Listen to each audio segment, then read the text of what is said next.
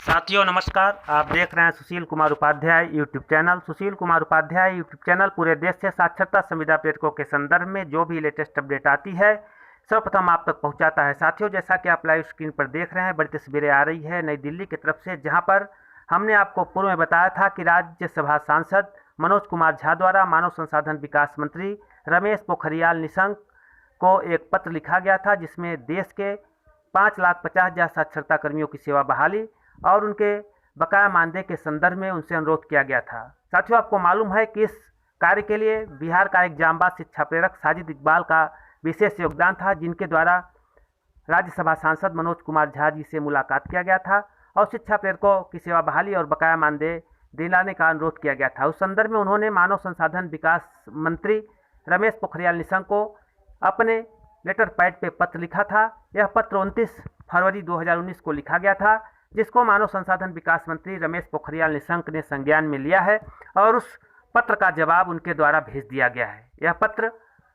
जो है आप देख रहे हैं हमारे लाइव स्क्रीन पर, जो बराबर चल रहा है, जो पत्र मानव संसाधन विकास मंत्री रमेश पोखरियाल निशंक द्वारा माननीय सांसद राज्यसभा मनोज कुमार झा को भेजा गया है, और जो पत्र आप देख रहे हैं जो कि राज्यसभा सांसद द्वारा माननीय रमेश पोखरियाल निशंक जी को लिखा गया है। तो साथियों, उसका जवाब 18 मई 2020 को मानव संसाधन विकास मंत्री रमेश पोखरियाल निशंक द्वारा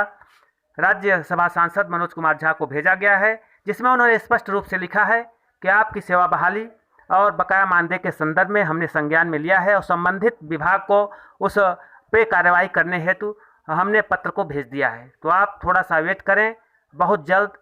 संविदा कर्मचारियों जो साक्षरता में काम करते थे उनके संविदा बहाली और बकाया मानदेय पर त्वरित कार्रवाई की जा रही है। तो साथियों, जिस तरह से पूरे देश प्रदेश में लगातार साक्षरता कर्मी संघर्ष कर रहे हैं, उसी कड़ी में आज बड़ी खबर निकल कर आ रही है नई दिल्ली की तरफ से, जहां पर मानव संसाधन विकास मंत्रालय में मानव संसाधन विकास मंत्री रमेश पोखरियाल निशंक द्वारा एक पत्र जारी किया गया है, और जिसमें देश के 5,50,000 साक्षरता कर्मियों की सेवा बहाली की तरफ कदम बढ़ाते हुए संबंधित विभाग को पत्र लिखा गया है, जिसमें उन्होंने स्पष्ट रूप से लिखा है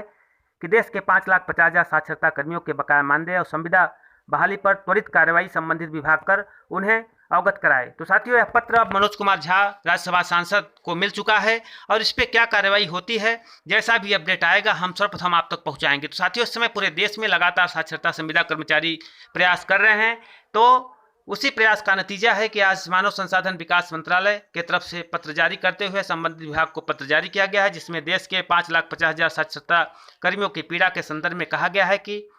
शिक्षा प्रेरकों की सेवा बहाली और बकाया मानदेय पर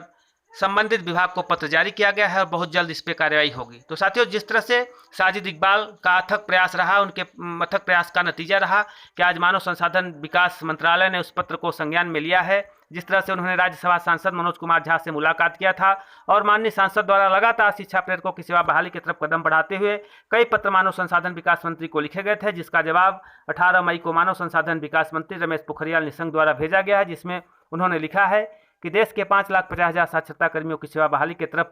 जो कदम बढ़ा है उसके संदर्भ में संबंधित विभाग को पत्र लिखा गया है। शिक्षा प्रेरकों का बकाया मानदेय